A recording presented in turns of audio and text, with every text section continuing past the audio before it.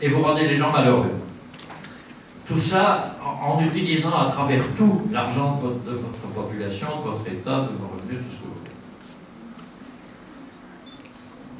voulez. Là, c'est ce que je disais ce matin, il y a au moins 30 à 40%, il y a 30 à 40% des problèmes médicaux pour lesquels il y a une évidence scientifique. Pour le reste, il n'y en a pas. Donc, il faut une expérience collective des spécialistes et il faut tenir compte des préférences du patient. Et c'est pour ça que c'est si dur à faire, si long, si difficile, mais c'est important. Alors, ces recommandations de la Haute Autorité de Santé, je vous passe tous les étages multiples. Nous sommes allés jusqu'à la consultation publique par Internet de toute la population, mais aussi de toutes les associations et bien d'autres.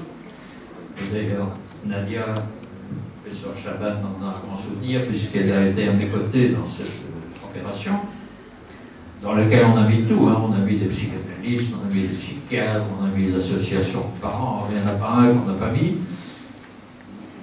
Je peux vous assurer que ça a été très dur. Alors on est arrivé à des recommandations de bonne pratique sur la particularité neurobiologique avec l'influence de l'environnement. Ça a été la première partie de mon exposé.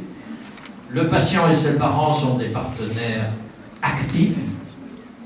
Donc, les culpabiliser pour des soi-disant fautes psychodynamiques, c'est criminel, et ça n'aboutira à rien. Évaluation périodique du développement. Le programme doit être constamment adapté sur les résultats des évaluations du patient. Intervention intégrée, précoce et pluridisciplinaire. Des recommandations détaillées pour l'utilisation des médicaments, sur lesquels je vais revenir. Et une cohérence et continuité des interventions, notamment à la transition entre l'adolescence et l'âge adulte, problème qui a déjà été évoqué ce matin.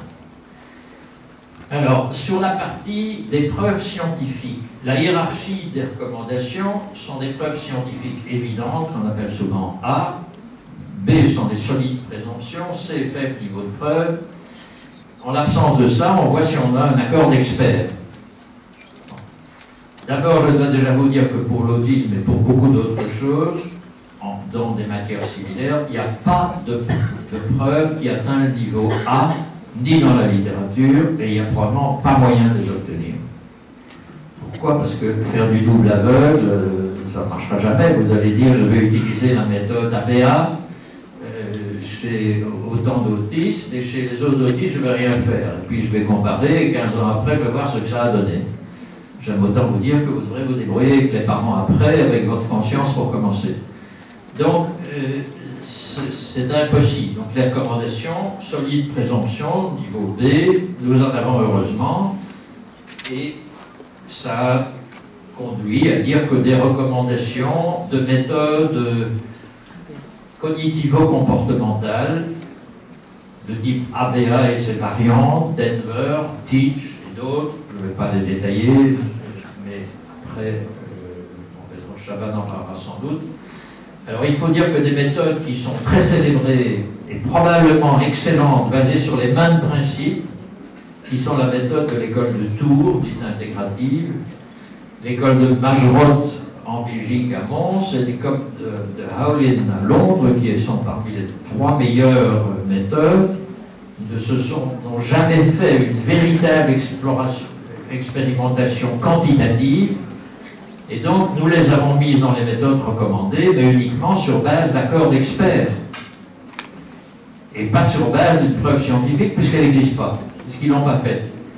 Dieu sait si je leur ai reproché, à Pat Howlin de Londres un peu moins, parce que un caractère plus difficile, mais à Guylaine Majerot et aux gens de Tours, je leur ai violemment reproché depuis 20 ans. Mais ça, rien n'y a changé, ils n'ont pas fait une étude structurée, mais il y a un accord d'experts unanime en disant qu'ils font très bien, donc on les a quand même mis en recommandation sur accord d'experts. Qu'est-ce que ces méthodes qui étaient là ont donné? Dans une moitié des cas, une forte amélioration de la communication et du quotient intellectuel, et une amélioration très nette, mais modérée, des comportements adaptatifs. Voilà, en gros, le résumé.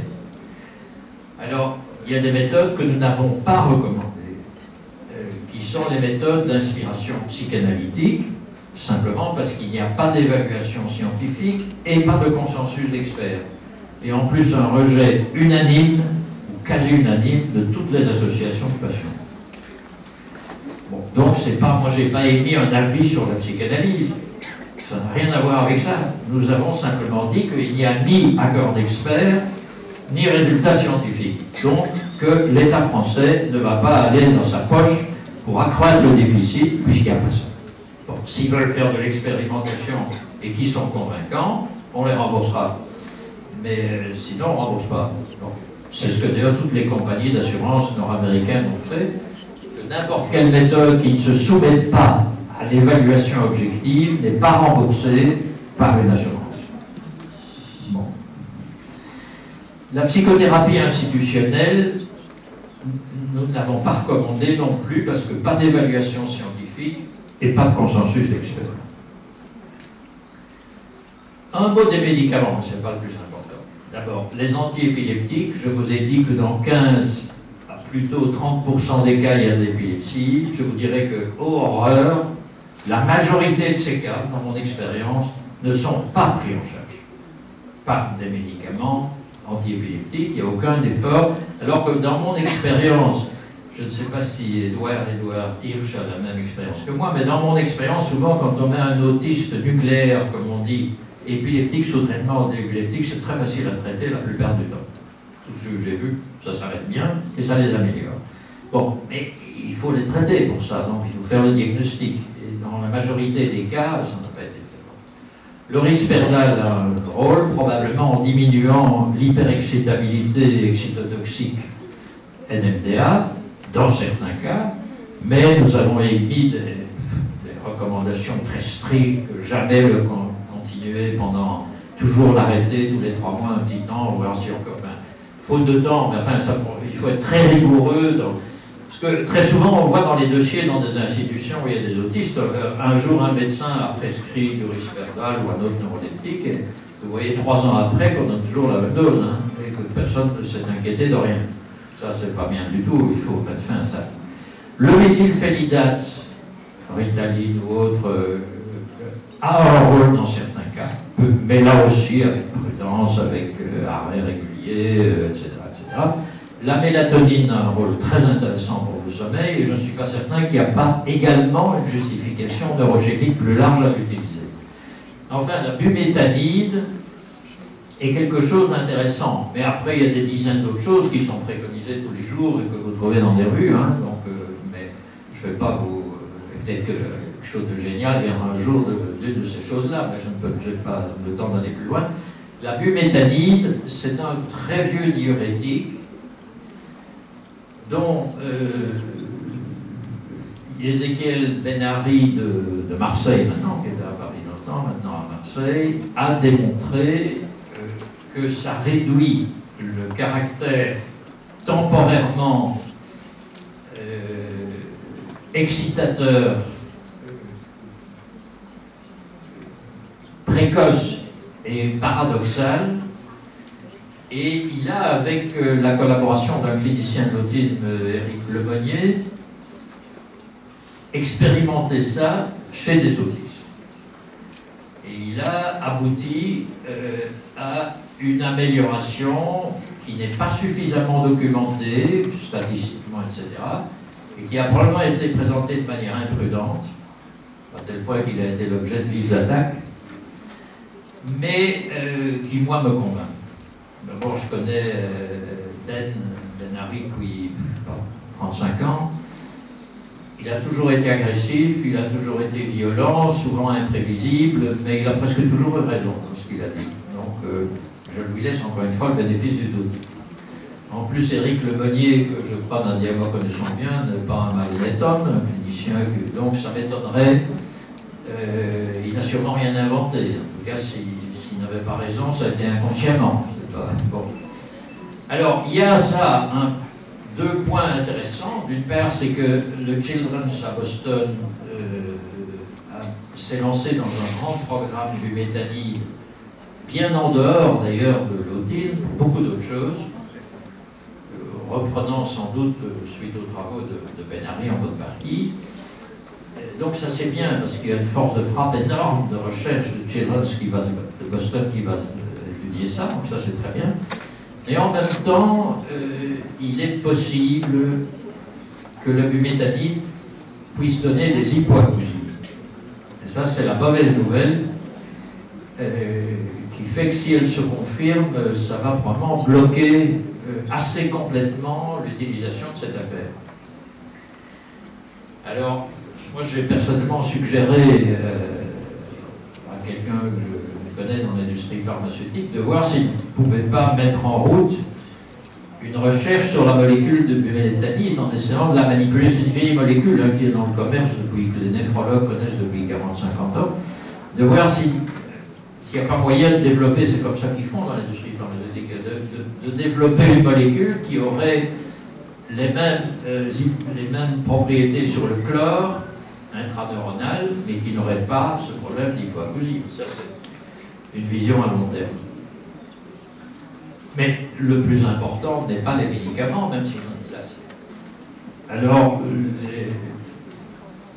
beaucoup finalement, de psychanalystes lacaniens, parce que les psychanalystes non lacaniens, notamment l'école internationale de psychanalyse en France, je connais un peu leur président qui m'a dit, moi j'ai toujours trouvé que c'est une fort mauvaise idée de vouloir psychanalyser les autistes, et donc tes conclusions ne me gênent pas, ça n'a pas une attaque contre la psychanalyse, donc l'autisme c'est une maladie biologique, génétique, dans laquelle il y a toutes sortes de composantes, y compris comportementales, affectives, dont il faut tenir compte, mais enfin il n'était pas. Alors il y a une phrase de Freud que j'aime beaucoup citer, qui remonte à 1901, nous devons nous souvenir que toutes nos idées provisoires en psychologie seront probablement un jour basées sur une substructure organique. Donc, c'était Freud. Enfin, et je terminerai par là, nos conclusions de la Haute Autorité de Santé, publiées en 2012, ont été suivies en 2013 par les conclusions autisme du National Institute for Health and Care Excellence du Royaume-Uni, qui est une très bonne structure, qui a consacré à peu près le même argent que nous, qui est même encore meilleur que celui de la Haute Autorité de Santé, parce qu'ils ont réutilisé nos données. Ils le mettent d'ailleurs très honnêtement, qu'ils ont eu le travail a été ébauché largement par la Haute Autorité de Santé française, qu'ils ont pu se concentrer sur des choses en plus, mais en gros, ils arrivent aux mêmes conclusions que nous. Et enfin, le Centre fédéral d'expertise des soins de santé belge, en novembre 2014, tout récemment, a également publié un rapport dont les conclusions globales sur méthodes recommandées, non recommandées, sont parfaitement identiques. Donc là, nous avons quand même un point assez fort, puisque vous avez les rapports publics hors conflit d'intérêts, parce qu'en Belgique c'est la même chose, la persécution des conflits, et au Royaume-Uni c'est la même chose. Donc, arrive aux mêmes conclusions de méthodes recommandées et non recommandées. Alors, je dirais que dans NICE, le rapport britannique, les domaines d'intervention, ils ont plus approfondi les comportements perturbateurs, les caractéristiques associées, l'impact de l'autisme sur les familles, l'organisation générale de l'offre de soins. Ça, en France, c'est une matière un peu interdite, parce que chaque fois que vous abordez ça, on vous le met à un niveau au-dessus. Donc vous mettez ça pour les régions, mais au ministère, il y a quelque chose de... C'est la même chose en France, les nominations des chefs de service dans les hôpitaux. Moi, j'ai encore été nommé, comme professeur d'université, on est nommé par le président de la République. Bon, ça, c'est resté. Après, comme chef de service, avant, on était nommé par le ministre de la Santé.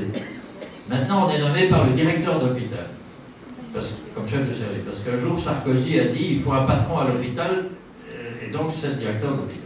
C'est lui qui nomme les chefs de service. Mais tout de suite, le ministère a créé ce qu'on appelle la liste d'aptitude au ministère de la Santé, qui doit d'abord examiner si quelqu'un est mis sur la liste d'aptitude. Donc ça revient exactement la même chose qu'avant, avec un niveau de plus. Donc, l'Organisation générale de l'offre de soins en autisme en France, c'est un truc... évidemment, Nadia, même si elle est partie en Suisse, est encore consultée par la ministre actuelle, donc elle a maintenant un nouveau programme expérimental dont elle vous parlera peut-être. Alors, les spécificités des recommandations belges. D'abord, c'est l'accessibilité à tous les soins à domicile, résidentiels, tout réseau, rendus opposables. Donc, si les parents ne sont pas contents, ils peuvent déposer une plainte contre l'État, qui devra les dédommager s'il est prouvé. Les choix sont toujours possibles en toutes circonstances. Formation et soutien des professionnels sont très bien organisés. La concertation systémique permettant de remettre une plus grande dose de relations affectives et de relationnel pur, que nous l'avons peut-être mis dans le système français, et puis de nouvelles recherches sur PEX, LEAP et d'autres.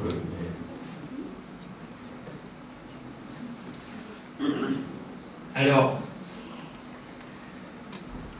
j'ai proposé des approches complémentaires dans le cadre d'un programme européen de comparaison de NICE, de KCE et de la Haute Autorité de Santé, qui soit l'évaluation objective des approches psychothérapeutiques, puisque dès qu'on a affaire à des choses comportementales, les méthodes sont parfois difficiles, les approches systémiques et l'élaboration des aspects affectifs.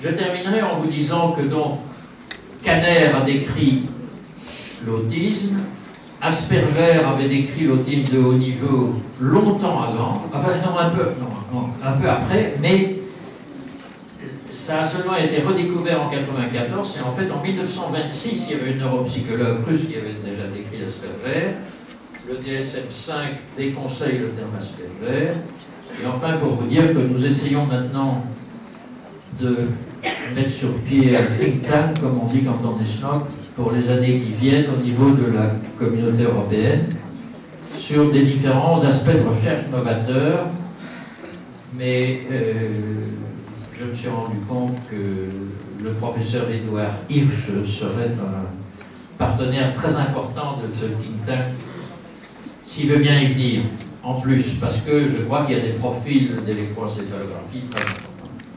Voilà. Alors, ceci insiste surtout sur vous montrer comment il faut nécessairement procéder à faire quand on fait des investissements. Il faut se méfier au dernier des points de dire j'ai lu dans le dernier numéro n'importe quoi, que ce soit Nature, New England, je peux dire n'importe quoi. J'ai lu un truc nouveau sur l'autisme, etc. Là-dessus, essayez d'aller chaparder dans la poche de votre ministre pour mettre au point un truc sans avoir fait une évaluation auparavant. Vous perdez votre argent et vous risquez qu'il n'y ait pas un investissement sérieux pour les patients.